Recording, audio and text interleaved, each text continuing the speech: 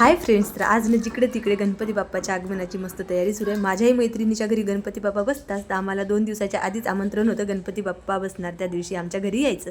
आम्ही गेलो होतो गणपती बाप्पा बसवण्यासाठी.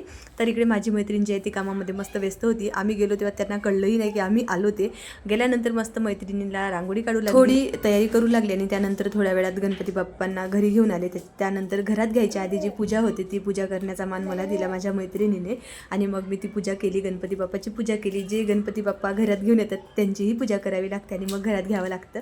तर मग ती सगळं मी आता पहिल्यांदाच बघितलेलं आहे.